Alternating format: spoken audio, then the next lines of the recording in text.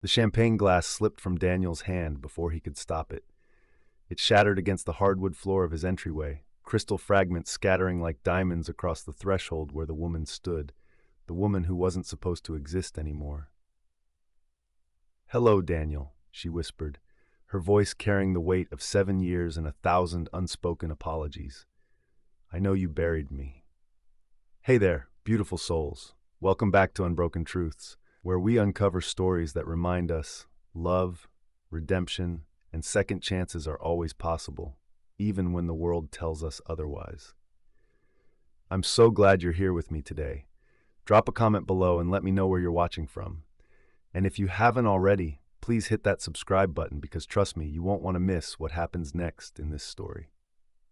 This one's going to take you on a journey that'll have your heart racing and maybe even grab the tissues. Now let me tell you about Daniel Ripley, a man who thought he'd already lived through his worst nightmare. Daniel Ripley had exactly 43 minutes before his sister's carefully orchestrated blind date arrived at his door. 43 minutes to pretend he was ready for this, ready to smile at a stranger, ready to make small talk over wine he panic bought at the grocery store, ready to act like his heart hadn't been buried in Plot 47, Section C of Riverside Cemetery 7 years ago.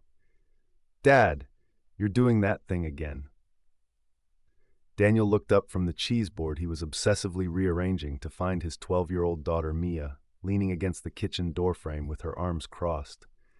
She had her mother's knowing eyes, the ones that could see straight through his carefully constructed walls. "What thing?" he asked, though he already knew. "The thing where you pretend everything's fine, but you're actually freaking out." Mia walked over and fixed the crackers he'd arranged in a perfect spiral. "Aunt Rachel means well, you know." "I know." Daniel checked his watch. 41 minutes. His phone buzzed with a text from Rachel. "She's amazing, Danny. Harvard-educated architect. Volunteers at animal shelters. Has kind eyes. Just give her a chance. Kind eyes." As if that was the metric for starting over. The truth was, Daniel had become a master at going through the motions. Wake up, make Mia breakfast, drive to his accounting firm, smile at clients, come home, help with homework, read before bed, repeat. It was a life built on routine and carefully managed expectations, a life that didn't include romantic entanglements that might crack open the grief he'd learned to compress into something manageable. But Rachel had been relentless. 6 months of just one coffee, and you can't hide forever, and finally, worn down by his sister's fierce love, he'd agreed. One blind date, 2 hours maximum, at his house because somehow that felt safer than a restaurant where he might be recognized as that poor widower. "What if she's weird?" Mia asked, stealing a grape from the tray. "Then we'll have a funny story to tell Aunt Rachel." "What if you actually like her?" Daniel's hands stilled. That was the real fear, wasn't it? Not that the date would be awkward or uncomfortable, but that it might be something else. Something that made him feel guilty for still being here, still breathing, still capable of laughter when Vanessa wasn't. "Then we'll figure it out," he said quietly. The doorbell rang. Daniel's heart kicked against his ribs. 37 minutes early. He shot a panicked look at Maya, who grinned and disappeared up the stairs with theatrical speed. Traitor. He checked his reflection in the hallway mirror one last time. Button-down shirt, dark jeans, hair that refused to cooperate. Good enough. This was just coffee, just conversation. Just 2 hours he'd survive and then politely decline a second date. Daniel opened the door. The woman standing on his porch wore a navy dress and held a bottle of red wine. Her dark hair was pulled back, revealing elegant features and eyes that were indeed kind. But that wasn't what made Daniel's world tilt violently off its axis. It was her face. A face he'd memorized in photographs. A face he'd seen in dreams and nightmares for 7 years. A face that belonged to a woman who died in a car accident on Highway 92 during a thunderstorm, leaving behind a grieving husband and a 5-year-old daughter. The champagne glass, the one he'd grabbed instead of the wine opener in his nervousness, slipped from his hand. It exploded against the floor. "Hello, Daniel," she whispered, and her voice was exactly as he'd imagined it from the voicemails he'd saved on an old phone hidden in his desk drawer. "I know you buried me." Daniel couldn't breathe, couldn't think. The world narrowed to this impossible moment. This woman who wore Vanessa's face but couldn't be Vanessa because Vanessa was dead. He'd identified her body. He'd planned her funeral. He'd scattered her ashes in the river where they'd had their first date. "You're not real," he managed, his voice cracking. She stepped back, hurt flickering across her features that were Vanessa's, but also subtly wrong. The nose is slightly different. The chin is more pointed. The scar above her left eyebrow that Vanessa never had. "I'm sorry," she said quickly, setting the wine bottle down on the porch rail. "I'm so sorry. I shouldn't have. Rachel told me that you were widowed, but she never told me." She pressed her hand to her mouth. "Oh God, I look like her, don't I? Your wife." "Identical," Daniel whispered. The woman's eyes filled with tears. "My name is Sophia Wallace. I was adopted. I never knew my birth family." Her hands were shaking. 3 months ago, I did one of those DNA tests. Just curious, and I found out I had a twin sister. The word twin hit Daniel like a physical blow. The record said she died 7 years ago. Car accident. Sophia's voice broke. "I've been searching for anyone who knows her. Anyone who could tell me about the sister I never got to meet. And then your sister Rachel mentioned you at the hospital where we both volunteer, and she showed me a photo on her phone. And I saw your daughter, and she has Vanessa's eyes. And stop." Daniel held up a hand, his mind spinning. "Just stop." From upstairs came the sound of footsteps. Mia appeared at the top of the stairs, then froze, her face going pale. "Mom?" The word came out as barely a breath. Sophia looked up at the girl who had her twin's eyes, her twin's delicate bone structure, and something broke in her expression. "No, sweetheart," Daniel said quickly, his voice rough. "This isn't." But Mia was already running down the stairs, and Daniel knew with terrible certainty that nothing would ever be the same again. "Okay, I need you to pause and breathe with me for a second. I know, right? What did I just drop on you? A twin." Before we continue, drop a comment and tell me, do you think Sophia is telling the truth, or is there something more sinister happening here? And don't forget to subscribe. The three of them stood frozen in a tableau of impossible grief, Daniel on the threshold, Mia halfway down the stairs, and Sophia on the porch, looking like she'd summoned a ghost she wasn't prepared to face. "I should go," Sophia said, her voice trembling. "This was a mistake. I'm so sorry. Wait." The word came from Mia, not Daniel. His daughter descended the remaining stairs slowly, her eyes never leaving Sophia's face.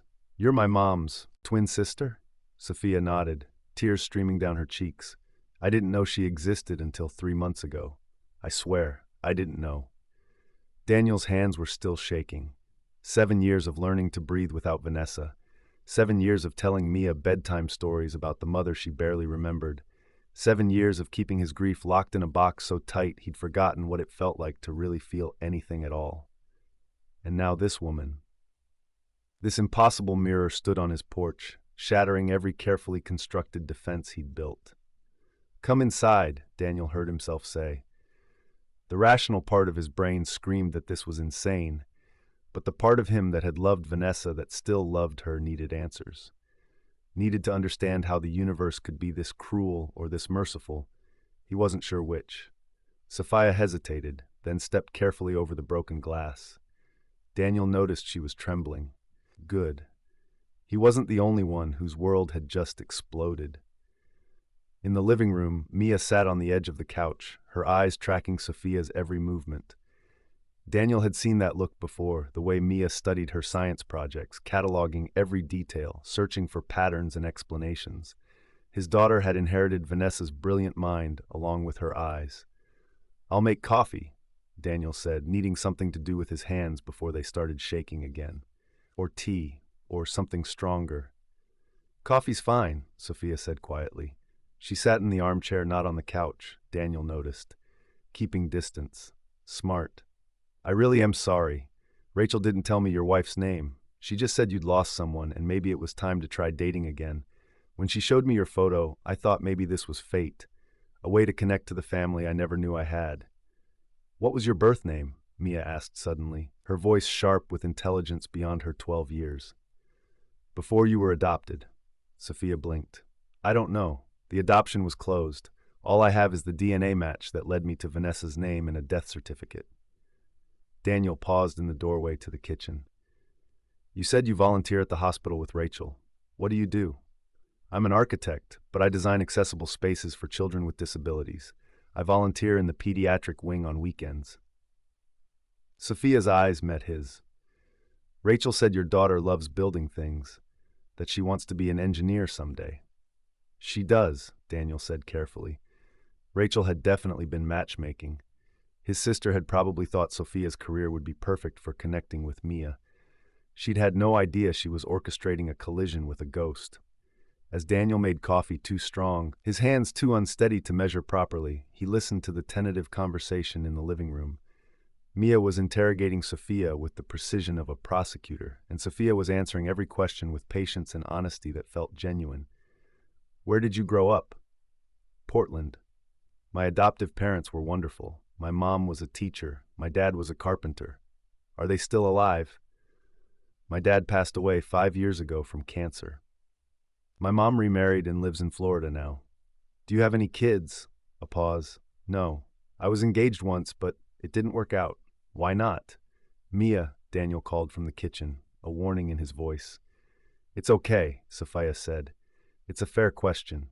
He heard her take a breath. He wanted children. I had some medical issues that made it complicated. We wanted different things, I suppose. Daniel returned with 3 mugs of coffee and a hot chocolate for Mia. He put Sophia's coffee in Vanessa's favorite mug, without thinking of the blue one with the chipped handle, and now it was too late to change. Sophia noticed. Her fingers traced the chip. She liked this mug. It was her favorite, Mia said. Dad won't let anyone else use it. The words stung, but they were true. That mug had sat in the cabinet for 7 years, untouched, a relic of a life that existed only in memory. Tell me about her, Sophia whispered. Please. I've read obituaries and found a few photos online, but I don't know who she really was, what she loved, what made her laugh. Daniel sat down heavily on the couch. This was the request he'd been dreading, because talking about Vanessa meant opening the box, and he'd spent 7 years keeping it sealed. But Mia spoke first. She loved thunderstorms, his daughter said, her voice distant with memory.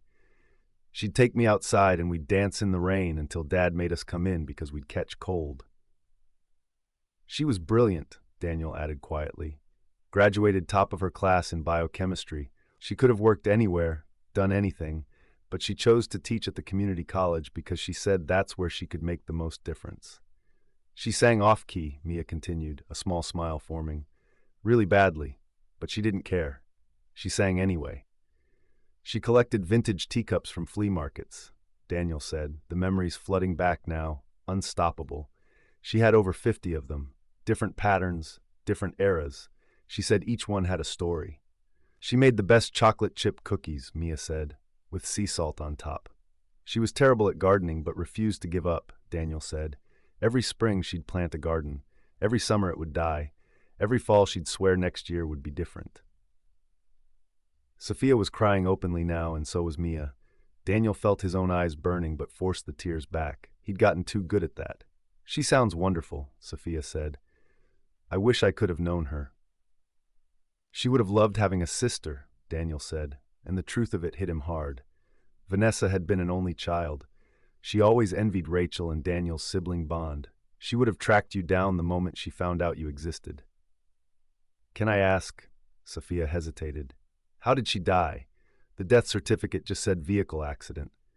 Daniel's hands tightened around his mug. Highway 92. There was a storm. She was driving home from a conference. His voice went flat, mechanical. An 18-wheeler lost control. Her car went off the bridge into the river. They found her 3 days later. I'm so sorry, Sophia whispered. The driver of the truck survived, Mia said bitterly. He got 2 years in prison. 2 years for taking my mom away forever. Daniel reached for his daughter's hand. This was the anger he recognized, the rage that sometimes surfaced in Mia when she thought about how unfair it all was. He understood it. He felt it too. I have something, Sophia said suddenly. She reached into her purse and pulled out an envelope. When I found out about Vanessa, I hired a private investigator to learn more about the adoption. He found this. She handed Daniel a photograph, old, faded, the colors bleached by time. 2 newborn babies lying side by side in a hospital bassinet, wrapped in identical pink blankets. On the back, in faded ink, Vanessa and Sophia. October 15, 1985. We were together for 3 days, Sophia said, before the adoption agency separated us. I don't know why. I don't know who made that decision or why they thought it was right to split us up. Daniel stared at the photo. Baby Vanessa, his Vanessa had the same delicate features, the same perfect little nose, and beside her, an identical baby who would grow up never knowing she had a sister, never knowing she belonged to someone. Mom was adopted too, Mia said. Suddenly, Daniel looked at his daughter in surprise. How did you know that? I heard you and Aunt Rachel talking once. You said Mom's birth parents died when she was a baby, and her aunt and uncle raised her. Daniel nodded slowly. They were good people. They loved her like she was their own. But they passed away before we got married. I never knew their names. What were their last names? Sophia asked. Vanessa's adoptive parents, Robert and Michelle Chen. Sophia's face went pale. Oh my God. What? The private investigator, he found records. Our birth mother's name was Elizabeth Chen. She died giving birth to us. There was no father listed on the birth certificate. Sophia's hands were shaking. Vanessa was adopted by her own aunt and uncle. They kept her, but they couldn't afford 2 babies, so they gave me up. The words hung in the air like a bomb waiting to detonate. They split up as twins. Mia's voice rose. They kept my mom and gave you away? I don't think they had a choice, Sophia said quickly. The investigator found financial records. Robert Chen had just lost his job. They were barely surviving. They couldn't. They could have found a way. Mia stood up, her face flushed with anger. They could have tried harder. They stole your whole life. They stole my mom's sister from her. Mia, Daniel started. No, his daughter's voice cracked. It's not fair. None of this is fair. Mom should have known she had a sister. They should have grown up together. They should have... She broke off, tears streaming down her face. And now Mom's dead and Sophia's here, and it's 7 years too late for anything to matter. She ran upstairs. A moment later, a door slammed. Daniel closed his eyes. I should. Let me, Sophia said. Please, I know I have no right, but let me try. Every instinct screamed at Daniel to say no, to protect his daughter from this woman who wore his dead wife's face. But something in Sophia's eyes, those eyes that were Vanessa's, but also uniquely hers, made him nod. Sophia climbed the stairs slowly. Daniel sat alone in the living room, holding the photograph of 2 babies who'd been torn apart by circumstance and poverty and impossible choices. His phone buzzed. Rachel, how's it going? Is she amazing or what? Daniel stared at the text. How did you explain that your blind date was your dead wife's identical twin? That the universe had a sense of humor so dark it bordered on sadistic? From upstairs he heard the murmur of voices. Sophia's low and gentle, Mia's tear-choked but responding. He should go up there, should supervise, should protect his daughter from getting hurt again. But instead, Daniel picked up Vanessa's blue mug and held it like a lifeline, wondering if maybe some miracles were real after all, or if this was just another way for the universe to break his heart.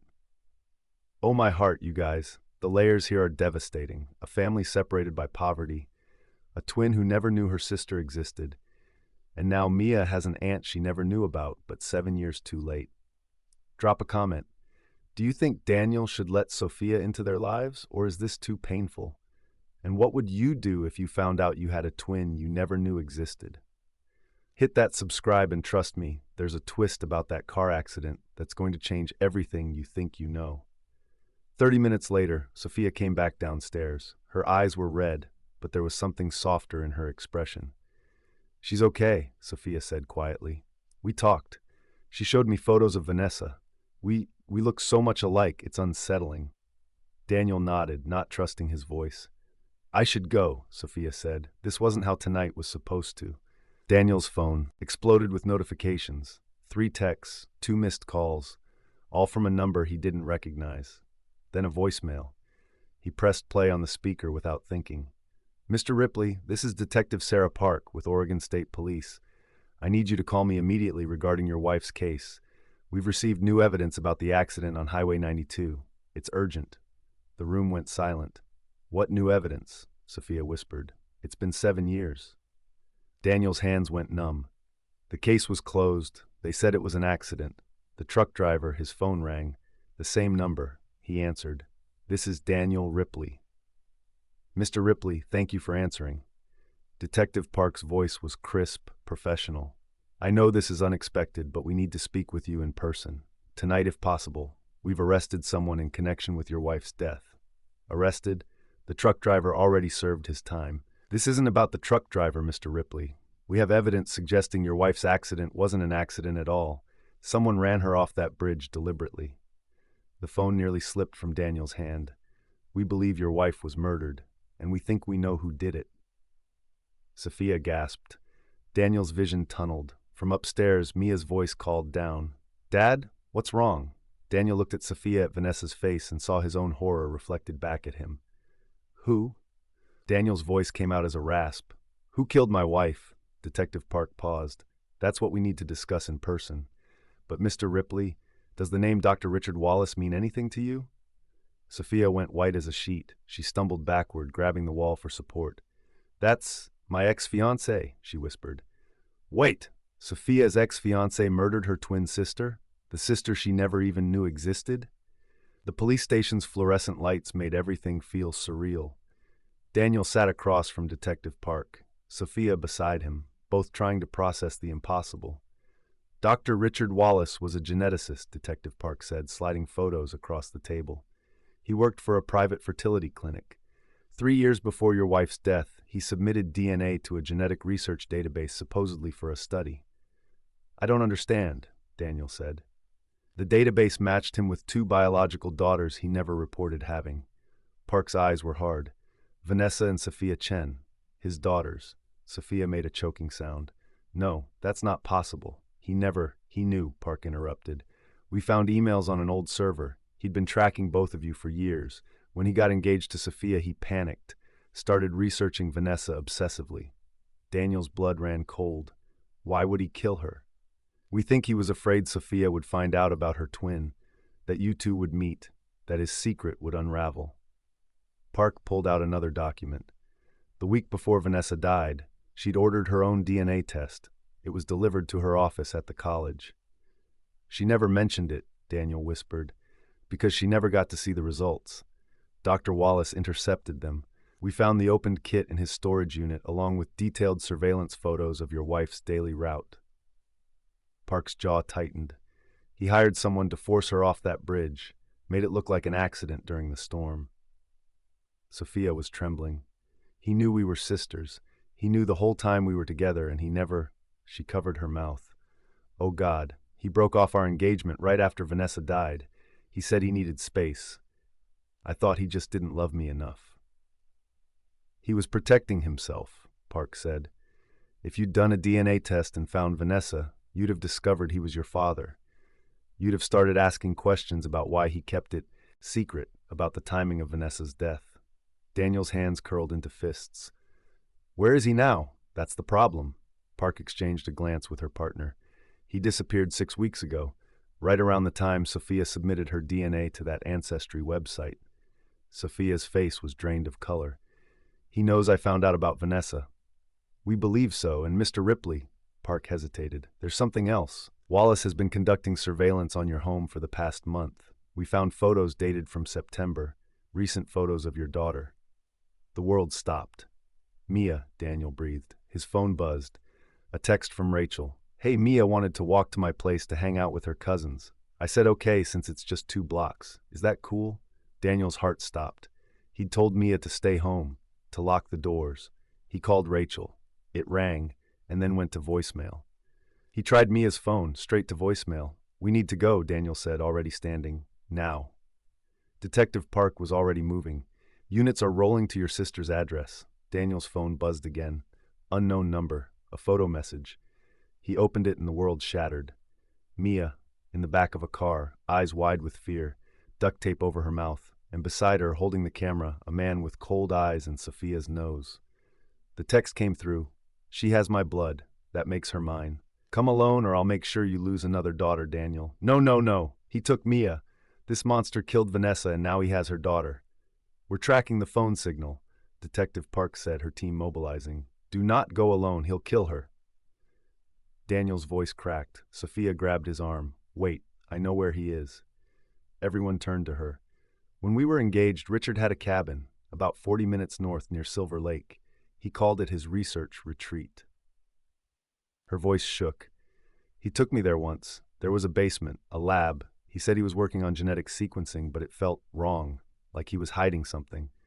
Park was already on her radio. "Get me the address." "There's no address," Sophia interrupted. "It's off-grid, but I can take you there." Daniel's phone buzzed again. Another photo. Mia, crying now, a bruise forming on her cheek. The text, "Tick-tock, Daniel. 1 hour. Come to where Vanessa died. Alone. I'll text you the next location from there." "He's moving her," Park said grimly. "Playing games. Buying time." Sophia's eyes locked on Daniel's. "The bridge is 20 minutes from the cabin. He's stringing you along while he gets her there. We go to the cabin now, we might beat him. Or we spook him and he kills her," Park countered. Daniel's mind raced. Every second wasted was a second Mia was in danger, but rushing in blind could get her killed. Then Sophia said something that changed everything. "Richard didn't just track Vanessa because he was afraid of being exposed as our father." Her voice dropped to a whisper. 3 months before she died, Vanessa called me.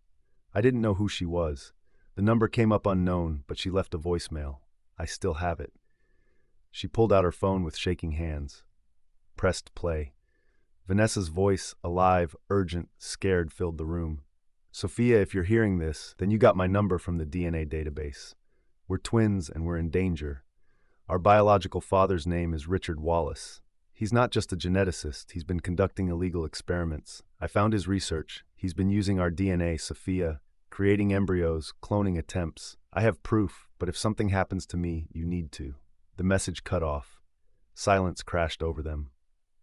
"He killed her to protect his research," Sophia whispered. "Not just his secret, his brief experiments." Park's face went hard. "What kind of experiments?" "The kind that would destroy his career and land him in prison for decades," Sophia said. "Human cloning is illegal, but if he succeeded..." She looked at Daniel, horror dawning in her eyes. "Mia has our genetic code. She's Vanessa's daughter. She's the perfect subject for..." "No."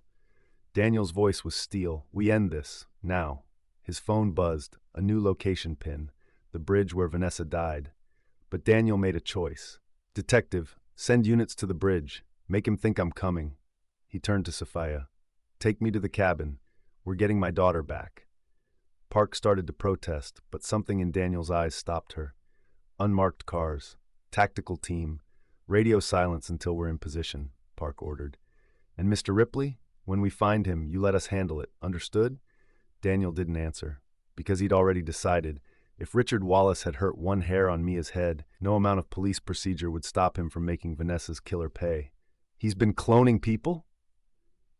And he wants MIA for his experiments?" This just went from murder mystery to full-blown horror. "Comment if you think they'll reach Mia in time." The cabin emerged from the darkness like a predator's den, isolated, surrounded by towering pines, no lights visible from the road. Daniel's heart hammered as the tactical team fanned out silently through the trees. Detective Park held up a fist. Everyone froze. Through the trees they could see a black SUV parked behind the cabin, the same vehicle from the photo. "She's here," Daniel breathed. Sophia clutched his arm, her face pale in the moonlight. "The basement entrance is around the back. There's a separate door he always keeps locked." Park signaled her team. They moved like shadows, positioning themselves around the structure. Daniel was supposed to stay back with Sophia, wait for the all-clear. He lasted approximately 30 seconds. Then he was moving, following the team, every fiber of his being screaming to get to his daughter. Park shot him a warning glare but didn't stop him. She had a daughter too. He could see it in her eyes. The basement door was reinforced steel, not standard cabin construction. "Breaching," whispered one of the tactical officers. The explosive charge was small, controlled, but in the silent forest, it sounded like the world was ending. They poured into the darkness, flashlights cutting through the black, and what they found made Daniel's blood turn to ice. A laboratory, clinical, sterile, rows of equipment that belonged in a hospital, not a cabin. Computer monitors glowing with genetic sequences, and in the center of it all is an examination table, empty. "No," Daniel choked out. No, here!" One of the officers called from a corner room. Daniel ran, pushed past the officer, and found Mia. She was locked in a small room, duct tape over her mouth, zip-tied to a chair but alive.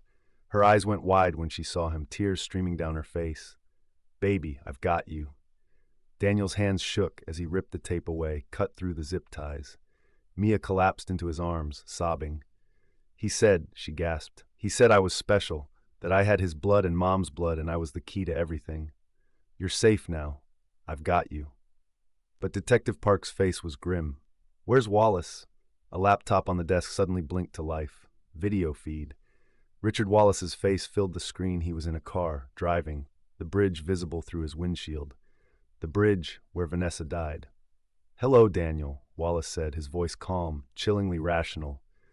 I assume you've found my research facility by now. Impressive response time. But you're too late for what matters. You son of a... I never wanted to hurt Vanessa, Wallace continued, as if Daniel hadn't spoken. She was brilliant, beautiful, the perfect genetic specimen. But she found my work. She threatened to expose everything. His face hardened. I had no choice. There's always a choice, Daniel roared. Not when you're on the verge of the greatest scientific breakthrough in human history. Wallace's eyes gleamed with fanaticism. I've done it, Daniel. Successfully cloned human embryos using Vanessa and Sophia's genetic material. Viable embryos. The research is complete. Sophia had entered the room, standing frozen in the doorway. You used our DNA without consent. You murdered your own daughter. I gave you both life, Wallace shouted, his composure cracking. Elizabeth Chen was a drug addict dying in a hospital. I was a medical student. I saved those embryos when the hospital was going to discard them. I kept you alive. I monitored your growth. I was your god. You were a monster, Sophia whispered. Wallace smiled coldly. And now I'm a ghost. The research is backed up in 3 different international servers. My work will continue. But you, Daniel, his eyes locked on the camera, you took away my access to Mia, my perfect subject. So I'm taking something from you. The video feed shifted. Wallace's hand reached for something on the passenger seat. A detonator. Do you know what's under this bridge? Wallace asked conversationally. I've spent 7 years planning this moment. Explosives. Carefully placed. When they go off, this bridge will collapse just like it should have done the night Vanessa died. Poetic, don't you think? Park was already on her radio. All units converge on Highway 92 bridge. But here's the twist, Wallace continued. I'm not alone. The camera panned. In the back seat, bound and gagged Rachel, Daniel's sister. No, Daniel screamed. I grabbed her when she walked outside to look for Mia, insurance policy. Wallace's finger hovered over the detonator. You have a choice, Daniel. Let me drive away. Give me a 10-minute head start and I'll release Rachel at the next exit. Or send your police after me, and I press this button. The bridge collapses. Your sister dies exactly where Vanessa did. Mia whimpered in Daniel's arms. Sophia's hand covered her mouth in horror. Park's jaw clenched. We have units 2 minutes out. Snipers can take the shot. And his dead hand falls on the detonator, Daniel said hollowly. Rachel dies. I'm waiting, Daniel, Wallace said. Clock's ticking. What's more important? Justice for Vanessa or saving Rachel? Daniel looked at his daughter, at Sophia, at the detective who was bound by law and protocol. Then he made the hardest decision of his life. Let him go, Daniel said, his voice breaking. Mr. Ripley, I said let him go. Daniel's roar echoed through the basement. Pull your units back. Give him his head start. I won't lose anyone else. Park stared at him for a long moment. Then slowly she spoke into her radio. All units fall back. Maintain visual distance only. Do not engage. Repeat, do not engage. On the screen, Wallace smiled. Smart choice. I'll release Rachel at mile marker 47. You'll find her safe and sound. The feed was cut out. Silence crashed over the room. Daniel sank to the floor, Mia still in his arms, and for the first time in 7 years, he broke completely. Great, heaving sobs tore from his chest for Vanessa, for Rachel, for the monster that had destroyed everything, for the justice he'd just traded away. Sophia knelt beside them, her hand on his shoulder. You did the right thing. He murdered Vanessa and he's going to walk away, Daniel choked out. No, Sophia said quietly, he's not. Daniel looked up at her through his tears. Something in her eyes made his blood chill. What did you do? Sophia pulled out her phone, showed him a text she sent 20 minutes ago while they were breaching the cabin, a text to a number Daniel didn't recognize. The message read, he's at the cabin. Everything you need is in the basement lab, the evidence to end him, but he's going to run. Don't let him make it to the Canadian border. Who did you send that to? Daniel whispered. Sophia's smile was cold and vengeful, nothing like Vanessa's warm smiles. Someone who's been tracking Richard Wallace for 2 years. Someone who lost a daughter to his illegal experiments. Her eyes glittered. Someone who doesn't care about legal jurisdiction or due process. A new text came through on Sophia's phone. She showed it to Daniel. Target acquired. Justice will be served. Attached was a photo of Wallace's car, taken from a high vantage point. A sniper's scope. Detective Park saw it. "Miss Wallace, what have you done?" "What the law couldn't," Sophia said simply. From Park's radio came a burst of static. Then a voice. "Suspect vehicle has stopped. Appears to be a roadblock civilian vehicle blocking the path." Then gunshots. 3 of them sharp, precise. Then silence. "All units converge now," Park barked. But Daniel already knew. Could see it in Sophia's eyes, the acceptance of grim satisfaction. Richard Wallace wasn't going to see a courtroom. He was going to see Vanessa. Oh my God. Sophia just had Wallace assassinated. The vigilante justice is real. But wait, is Rachel really safe? And what happens when the police realize what Sophia did? Drop a comment. Was Sophia right to do this? And please subscribe. What happens next is going to bring hope back into this darkness. 20 minutes later, Detective Park's radio crackled with confirmation. Suspect down. Civilian roadblock was a decoy unmarked vehicle. Professional setup, suspect fired first. Return fire was efficient. Suspect DOA, the female hostage recovered unharmed. Rachel was alive. Daniel's knees buckled with relief. Mia was safe in his arms. His sister was safe. But the weight of what had just happened pressed down on him like a collapsing building. Park turned to Sophia, her face unreadable. "Miss Wallace, I need you to come with me. Now." "I understand," Sophia said calmly. "No," Mia suddenly pulled away from Daniel. "She saved Aunt Rachel. She saved all of us." "Sweetheart, it's not that simple," Daniel started. "Yes, it is." Mia's voice cracked. "That man killed Mom. He kidnapped me. He was going to blow up Aunt Rachel, and the law was going to let him go." She turned to Park. "You were going to let him drive away," Park's jaw tightened, "to save your aunt's life. And Sophia made sure he could never hurt anyone again." Mia looked at her aunt, her blood, her family. She did what had to be done. Daniel pulled his daughter close. She was right, and she was wrong, and he had no idea how to navigate this moral wasteland. Then Park's phone rang. She answered, listened, her expression shifting from stern to confused to something that might have been respected. She hung up and looked at Sophia. The shooter was a former FBI. His daughter died 3 years ago in an underground medical facility. Illegal gene therapy trials. Park's voice was careful. Wallace's trials. He's been building a case ever since. What happened tonight, he claims self-defense. Wallace fired first. It's all on his dash cam. Convenient, Daniel said quietly. Park met his eyes. Very. And the evidence in this lab? It's enough to expose an international network of illegal genetic research, human cloning, embryo trafficking, multiple victims across 6 states. She paused. "Miss Wallace, did you know this when you sent that text?" Sophia didn't flinch. "I knew Richard was a monster. I knew someone needed to stop him. And I knew the law would tie itself in knots trying to do the right thing while people kept dying. You obstructed justice, facilitated a killing. I sent information to a victim's family member," Sophia interrupted.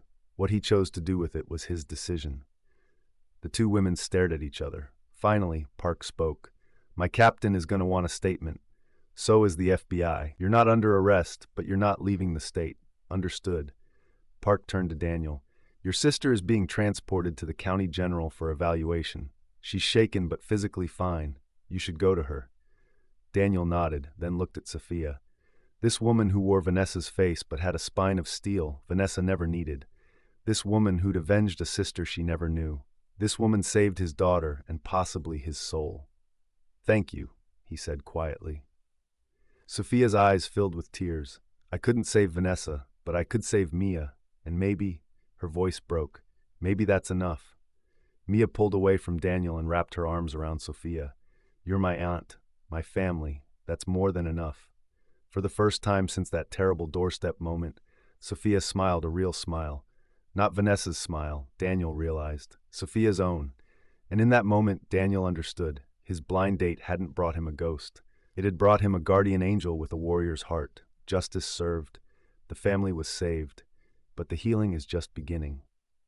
3 months later, Daniel stood in a courtroom as a federal judge reviewed the evidence from Wallace's lab, genetic research of illegal experiments, the trail of victims of 17 families destroyed by Wallace's obsession with advancing science. Sophia sat beside Daniel, her hand in his, not romantic, not yet, but something deeper, forged in fire and loss, and the terrible choices that saved lives. The judge's voice was grave. Dr. Richard Wallace's death prevented a trial, but this evidence will be used to dismantle his network. 7 associates have been arrested. His research has been destroyed. His victims will receive compensation. Daniel felt Mia squeeze his other hand. His sister Rachel sat behind them, fully recovered, already back to orchestrating family dinners and pretending she hadn't been traumatized. Miss Wallace, the judge continued, looking at Sophia, your cooperation with federal investigators has been noted. While your actions on the night in question were unconventional, no charges will be filed. Sophia's shoulders sagged with relief. Outside the courthouse, reporters swarmed. Daniel ignored them, focusing on getting Mia and Sophia to the car. But one question cut through. Mr. Ripley, do you forgive the woman who orchestrated your wife's killer's death? Daniel stopped, turned. Sophia didn't kill anyone, he said clearly. She protected my family, she gave my daughter a future, and she gave me back something I thought I lost forever. What's that? Daniel looked at Sophia, at this fierce, complicated woman who walked into his life as a ghost and became something so much more real. Hope, he said simply. 6 months after that, Daniel found himself in a situation he never imagined possible. Standing in his kitchen, no, their kitchen, because Sophia had moved into the house next door 3 months ago, watching Mia teach her aunt how to make Vanessa's famous chocolate chip cookies with sea salt. No, Aunt Sophie, you have to fold the chocolate chips, not stir them, Mia laughed. Your mother would be horrified at my baking skills, Sophia said, but she was smiling. Daniel leaned against the doorframe, coffee in hand, and marveled at how life could shatter and rebuild itself into something different but still beautiful. Sophia caught his eye and walked over. You okay? Yeah, Daniel said, and meant it. I was just thinking, Vanessa would have loved you, would have loved this. I wish I could have known her. You do, in a way. Daniel nodded toward Mia. She's half Vanessa, and every day she reminds me of the best parts of her mother. Sophia's eyes glistened. Over the months, they built something fragile and precious, not a replacement for what Daniel lost, but something new. They took things slow. Coffee dates, family dinners, long talks on the porch after Mia went to bed. Last week, they had their first real kiss. Tentative, scared but real. Dad, Aunt Sophie, cookies are done, Mia called. They gathered around the kitchen island, sampling the results. The cookies were perfect sea salt and all. Mom would be proud, Mia said softly, then looked at Sophia. And I think she'd be happy you're here. Me too, kiddo, Daniel said, pulling both his girls close. That night after Mia was asleep, Daniel and Sophia sat on the porch swing, the same one where he used to sit alone, drowning in grief. I've been thinking, Sophia said carefully, about everything. The DNA test, the blind date, Wallace, all of it. And maybe Vanessa knew somehow. Maybe she sent me to find you and Mia. Sophia looked at him. I don't believe in ghosts, but I believe in love that transcends death. And I think your wife loved you both so much that somehow, some way, she made sure you wouldn't be alone. Daniel felt tears prick his eyes. You think she sent you to us? I think she sent me home, Sophia whispered, to the family I should have had all along. Daniel kissed her then, soft and sweet and full of promise, not Vanessa's kiss, Sophia's, different, but right. When they pulled apart, Sophia rested her head on his shoulder. So what happens now? Daniel smiled. Now we keep building, keep healing, keep choosing to be happy even when life tries to break us. Sounds like a plan. From Mia's room, they heard music playing, one of Vanessa's favorite songs. Mia had started playing her mother's old playlists lately, a way of keeping her memory alive while making space for new ones. Daniel held Sophia close and thought about blind dates and impossible coincidences, and how sometimes the universe breaks your heart just to give you something stronger. He opened his door expecting nothing and found everything. Oh, my heart, you beautiful souls. From tragedy to hope, from a blind date that changed everything to a family rebuilt from ashes and love. If this story touched you, please hit that like button and subscribe to Unbroken Truths for more stories that prove love, redemption, and second chances are always possible. Drop a comment telling me what you thought. Did you see that twin twist coming? Were you Team Sophia? And most importantly, do you believe some people are meant to find each other, even against impossible odds? Thank you for being here with me today. Remember, your story isn't over, not even close. Sometimes the best chapters are still being written. Until next time, keep believing in unbroken truths.